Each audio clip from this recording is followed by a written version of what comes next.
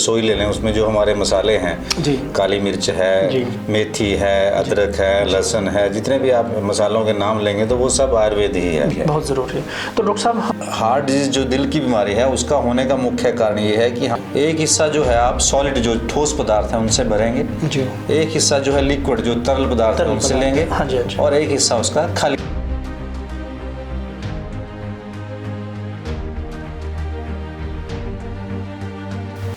तो नमस्कार दोस्तों, आज वीर भारत समाचार के स्टूडियो में पहुंचे हैं डॉक्टर राजीव मेहता, जो कि आयुर्वेद के जानकार हैं। तो हम इनसे जानने की कोशिश करते हैं कि आयुर्वेद का हमारे जीवन के अंदर क्या महत्व है। और जैसे कि आजकल लोगों को सामना करना पड़ता है लीवर की बीमारियों से या हार्ट की बीमारियों से, या पीते में जो प्रॉब्लम आ जाती है, पथरी वगैरह हो जाती है। तो आज हमारे साथ बैठे हैं डॉक्टर राजीव मेहता। डॉक्टर साहब नमस्कार। नमस्कार जी। तो डॉक्टर साहब, आप हमें बताइए कि जैसे कि आज आयुर्वेद को लोग कुछ ज़्यादा नहीं तो कम भी नहीं, लोग आयुर्वेद की तरफ जा भी रहे हैं और नहीं भी। तो आयुर्वेद का हमारे जीवन के अंदर क्या महत्व है? आपने बहुत अच्छा प्रश्न किया है। आज के परिप्रेक्ष्य में या पुराने परिप्रेक्ष्य में अगर हम देखते हैं कि लोग अगर आयुर्वेद की तरफ ना भी जाएं तो आयुर्वेद उनकी तरफ आ जाता है। जी जी जी। मेरा कहने का तात्पर्य ये है क्योंकि आयुर्वेद एक बहुत पुरानी विधा है, एक शैली है, ना सिर्फ चिकित्सा शैली है बल्कि जीवन जीने की विधा है। तो उसमें वो अपने आप से ही हमारे जो जीवन शैली है उसका हिस्सा बना हुआ है। जैसे आप हमारी रसोई ले लें, उसमें जो हमारे मसाले हैं काली मिर्च है, मेथी है, अदरक है, लहसुन है, जितने भी आप मसालों के नाम लेंगे तो वो सब आयुर्वेद ही है। जी बिल्कुल बिल्कुल। तो आज के परिप्रेक्ष्य में जब हम देखते हैं तो आज जो गैर संचारी रोग हैं, जो एक दूसरे से दूसरे व्यक्ति को नहीं फैलते हैं, उनसे जो फैलने वाली बीमारी है, होने वाली बीमारी है, और जो होने वाली मृत्यु है वो ज़्यादा है। पहले क्या होता था कि जो संचारी रोग थे, इन्फेक्शियस डिजीज जिनको बोलते हैं, जो एक दूसरे से एक दूसरे को फैलती हैं, वो ज़्यादा होती थी, उनसे मृत्यु दर ज़्यादा होती थी। आज जो लगभग 60% के आसपास जो मृत्यु दर है और बीमार होने की दर है वो इन गैर संचारी रोगों से हैं, जो एक दूसरे से नहीं फैलती, जिसमें ब्लड प्रेशर है, दिल की बीमारियां हैं, फैटी लीवर है, और मोटापा है, शुगर है, कुछ फेफड़ों की बीमारियां उसमें आ जाती हैं, अस्थमा वगैरह वो हैं। तो वो बीमारियां ज़्यादा हैं। तो उसमें जो आयुर्वेद का रोल है वो बहुत ज़्यादा है। आयुर्वेद के द्वारा जो जीवन शैली बताई है, जो खाना पीना आहार बताया है, जो एक्सरसाइज जो आप बताई है, जैसे कैसे आपने जो है एक्सरसाइज करनी है, व्यायाम करना है, कैसे रहना, तो उसका बहुत ज़्यादा महत्व है इन बीमारियों के अंदर, और काफ़ी हद तक इनको कम किया जा सकता है। तो आज के परिप्रेक्ष्य में आयुर्वेद को अपनाना बहुत जरूरी है। हम आपसे शुरुआत करते हैं कि दिल की जो बीमारियां होती हैं लोगों को, जैसे अभी आपने बताया फैटी लीवर है या पीते की प्रॉब्लम है, शुगर की प्रॉब्लम है, तो हम शुरुआत करते हैं दिल से। तो दिल को हम कैसे बचा सकते हैं आयुर्वेद से, और क्या हमें खाना चाहिए, कितनी मात्रा में खाना चाहिए, किस समय, कौन सा समय ठीक रहता है?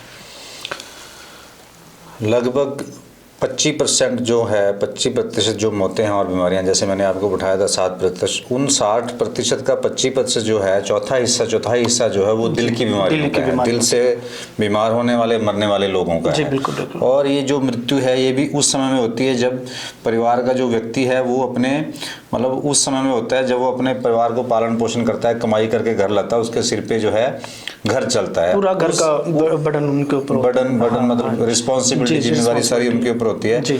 और उस उम्र में उस परिवार के व्यक्ति का चले जाना, जी बिल्कुल, तो ना सिर्फ उस व्यक्ति की जिंदगी का कमी होती है बल्कि जो उसके ऊपर डिपेंडेंट जो निर्भर थे परिवार के लोग, उनका भी उसके ऊपर बहुत असर पड़ता है। जी बिल्कुल पड़ता है। तो आयुर्वेद के अनुसार, क्योंकि आयुर्वेद में ये माना गया है, आयुर्वेद का एक मैं श्लोक आपको बताता हूँ, संस्कृत में होता है क्योंकि, तो रोगा सर्वेपि मंदे अग्नौ सूत्राम उदराणी चा अजीर्णा मलिनश अन्य, ऐसे करके है। तो कि सभी रोगों की जो उत्पत्ति है लगभग वो जो है हमारी जो डाइजेशन की पावर है, मंद अग्नि जिसको हम बोलते हैं, जो पेट की बीमारी है उसके कारण होती है, पेट से हमारे रोगों की उत्पत्ति होती है।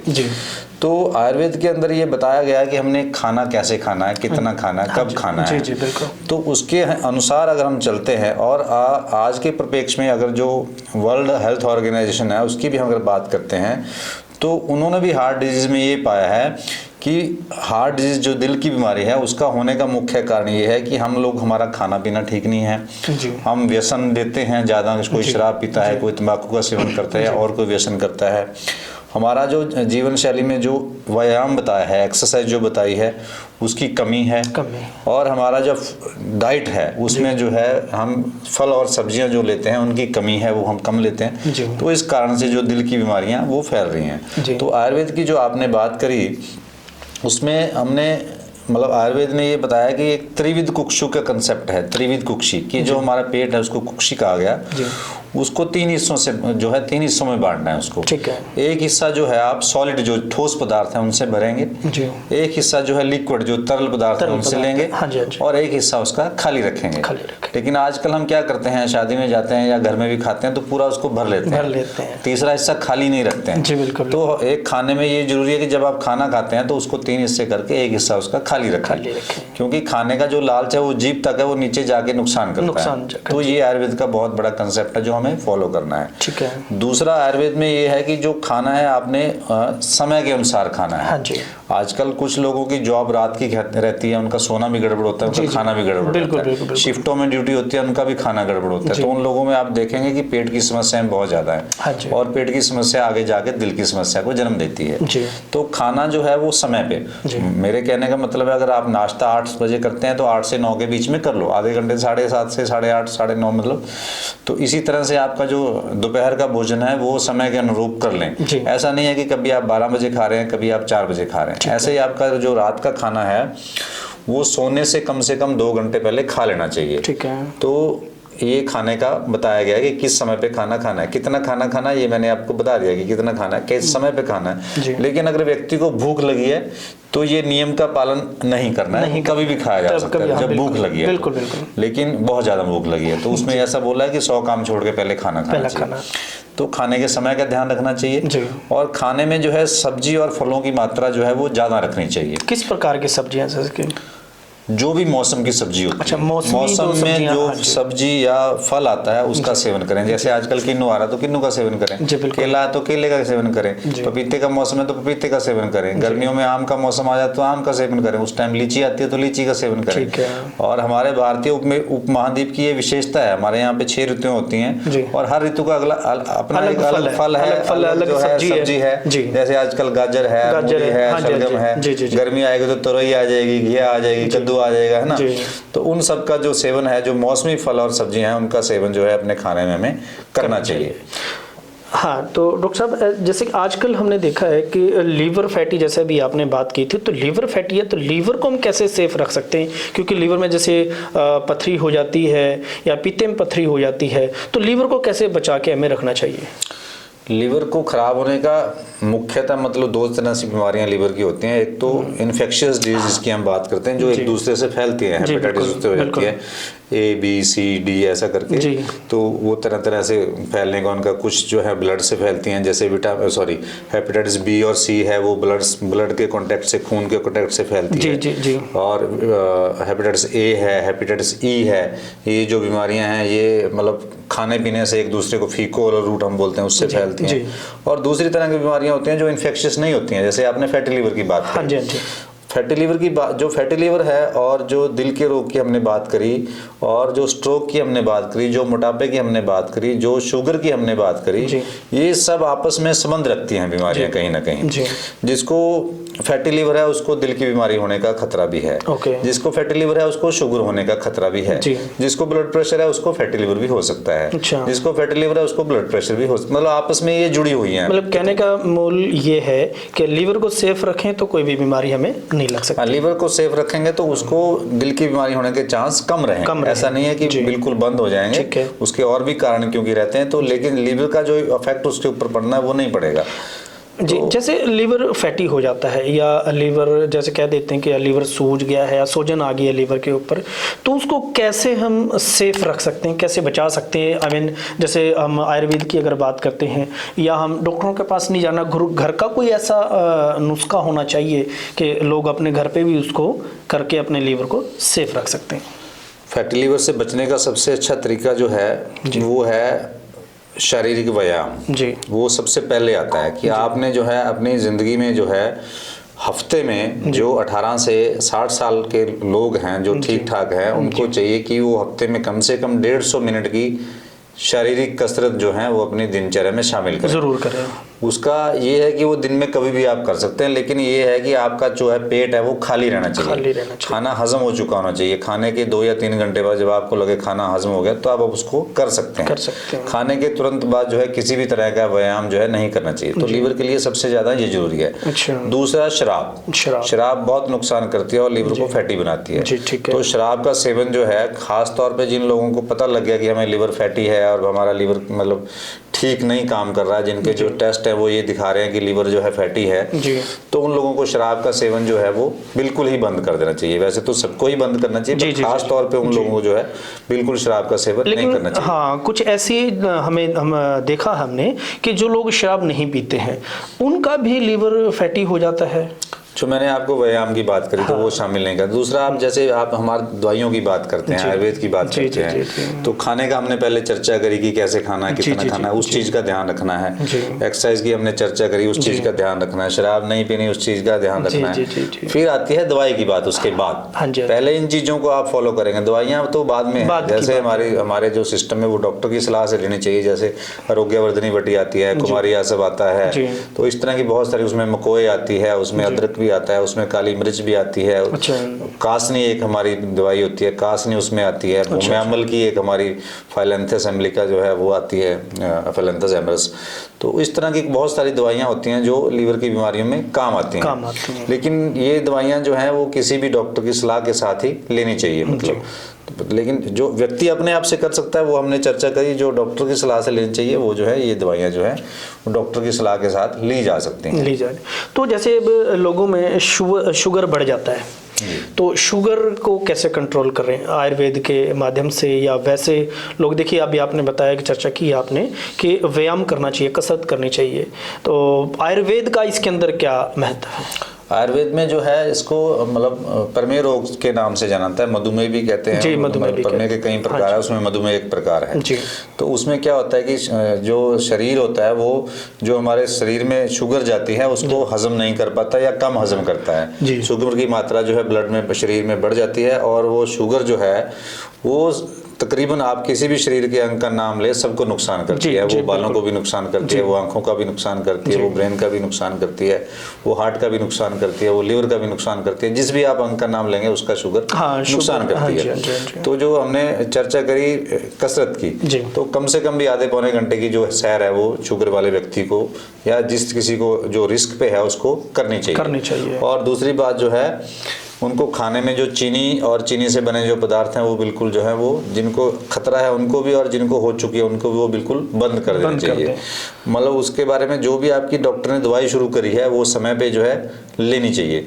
आयुर्वेद के अंदर बहुत सारी दवाइयां हैं जो शुगर में काम आती हैं। जैसे हम अगर नाम लें तो जामुन की गुठली है, मेथी का बहुत से लोग जो है वो इस्तेमाल करते हैं, जो लेते हैं। और हमारी जो है इस नाम से जमवासब भी हमारा आता है जो शुगर की बीमारी में जो है उपयोग किया जाता है।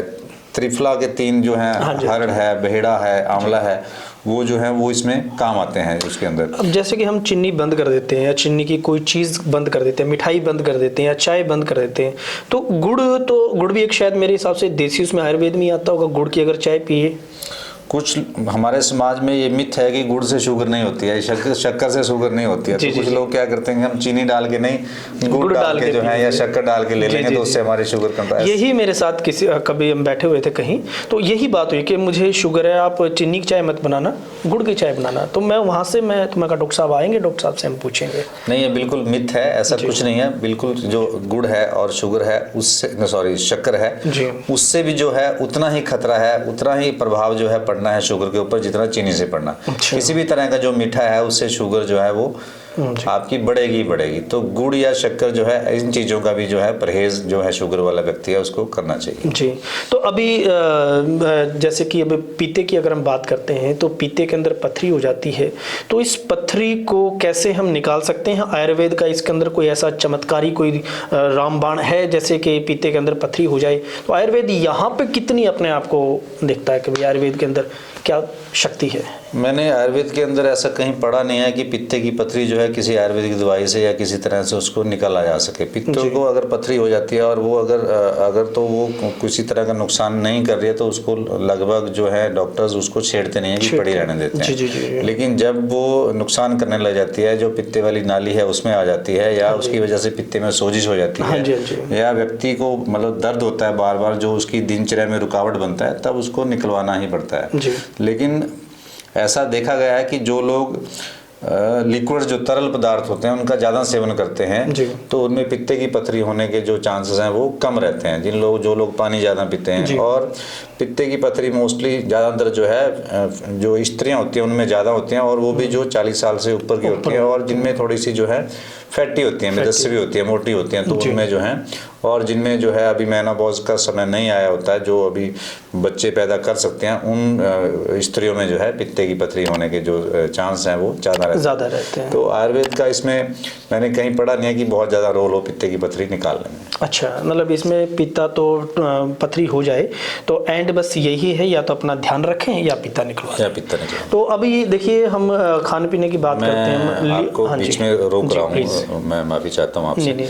तो लेकिन ऐसा है कि अगर पित्ता निकल जाता है तो उस पित्ता निकलने के बाद लोगों को जो है ब्लॉटिंग की, गैस की बहुत समस्या आती है, क्योंकि पित्त में से जो स्राव निकलता है बाइल, वो हाजमे में काम आता है। तो आयुर्वेद में बहुत सी ऐसी दवाइयाँ हैं जो पित्ता निकलने के बाद जिनको लिया जा सकता है। एक हमारा जैसे हिंगवाष्टक चूर्ण आता है, अभिपत्तिकर चूर्ण आता है, हमारा लवण भास्कर चूर्ण आता है, उसके सारे जैसे घर में भी जैसे हींग है, काला जीरा है, सफ़ेद जीरा है, और काला नमक है, और अजवाइन है, और मेथी है, काली मिर्च है, अदरक है, और मग पिपली हमारी एक आती है वो है। तो वो सब चीज़ें उसमें बहुत ज़्यादा मतलब प्रभावी होती हैं पित्ता निकलने के बाद की जो समस्या होती है। तो वो लोग उन चीज़ों का ये मिक्स होके बाजार में मिल जाता है हिंगवाष्टक के नाम से, लवण भास्कर के नाम से। पर मेरी सलाह दर्शकों से ये रहेगी भी किसी भी चीज़ का सेवन सीधे रूप निर्माण ना करें, डॉक्टर की जो है सलाह जरूर लें। उनके आसपास जो भी आयुर्वेद डॉक्टर हो तो उसकी सलाह के साथ। ये बिल्कुल सही बात है दोस्तों। हम भी आपको एक चीज़ बताना चाहते हैं कि जैसे कि लोग पित्ता निकलवा देते हैं तो गैस की प्रॉब्लम आती है, तो कोई भी दवाई अगर शुरू करें आप तो डॉक्टर की सलाह से ही शुरू करें। तो मैं डॉक्टर साहब से कब्ज की जैसे कि पित्ता निकलवाने के बाद काफ़ी बीमारियां शुरू हो जाती हैं, जैसे कब्ज की शुरू हो जाती है, गैस की शुरू होती है, तो ये कैसे इसमें आयुर्वेद की कब्ज की जो समस्या है, जैसे मैंने शुरू में हमने श्लोक जो बताया था, रोगा सर्वे पे मंदे अग्नो सुतराम उदाहरणी से, तो मंद अग्नि जो है हमारी डाइजेशन पावर जो है अगर वो कम होती है उसके कारण ये समस्याएं पेट की पैदा होती हैं। तो सबसे पहले तो जो है जो खाने पीने के हमने बताया उन चीज़ों का ध्यान रखें जो हम पहले ही चर्चा कर चुके हैं, इसके बारे में दोबारा बताने की जरूरत नहीं है मेरे ख्याल से। और दूसरी बात, जिन लोगों को फिर भी कब्ज हो जाती है तो उन लोगों को तरल पदार्थों का सेवन ज़्यादा करना चाहिए। लस्सी बहुत अच्छी है जिनको हजम हो जाती है उन लोगों के लिए, और शारीरिक व्यायाम जो है वो भी अपने उसमें खाना में शामिल करें। और जैसे हमारा एक त्रिफला चूर्ण आता है, उसमें हरड़ रहती है, बेड़ा रहता है, अमला रहता है, और कुछ और भी हमारे पंचस्कार चूर्ण आता है जिसमें सनाई भी रहती है, और शिवा और ऐसे सेंधा नमक ये सब रहते हैं। तो उन चीज़ों का जो सेवन है वो कब्ज की समस्या में किया जा सकता है, पर वही सलाह रहेगी कि हमेशा जो है ऐसी चीज़ों का सेवन डॉक्टर की सलाह के साथ। तो जैसे भी आपने लस्सी की बात की, लस्सी तो मान लो सपोजिंग दैट सर्दियों में शायद बहुत कम पीते हैं लोग, गर्मियों में ज़्यादा पीते हैं, तो लस्सी कैसे सीज़न के हिसाब से या मौसम के हिसाब से पीनी चाहिए? मान लो सपोजिंग किसी को अगर कब्ज है तो जिन लोगों को हजम हो जाती है, जिन लोगों को वो, हम आयुर्वेद में सातवें शब्द का उपयोग करते हैं कि जिन लोगों को वो हजम होने लग गई है, ठीक है, जिनके शरीर के लिए वो कभी भी इस्तेमाल कर सकते हैं। लेकिन गर्मियों में क्योंकि ज़्यादा करते हैं, वैसे तक्कर इसको कहा गया आयुर्वेद में, तो वो थोड़ी सी गर्म होती है, मतलब उसको ऐसा माना गया। लेकिन फिर भी वो जुकाम वगैरह जैसे में वो मना है तो नहीं लेते हैं, उसका निषेध है, हाँ, हल्की सी। तो लेकिन उसमें पानी डाल के तो ऐसा कुछ जो है करके उसको लिया जा सकता है, ऐसी कोई समस्या नहीं किसी भी मौसम। इतनी बहुत बड़ी मतलब कोई ऐसी है नहीं कि इसको नहीं लिया जा सकता, क्योंकि हाँ हो जाता है। लोग ये कहते हैं कि यार लस्सी अब सीज़न सर्दी का है तो इसके अंदर नहीं। और मैं आपसे एक चीज़ जानना चाहूँगा, सर्दी में जैसे कि लोग खास करके हरी सब्जियों की तरफ ज़्यादा जाते हैं, तो गर्मी का कोई खास ऐसी सब्जी होनी चाहिए? जैसे कि आपने अभी तोरी की बात की आपने, या जैसे तुरैया की बात की आपने, तो गर्मी के अंदर और क्या क्या चीज़ें हमें खानी चाहिए, जैसे अब मौसम अभी चेंज हो रहा है?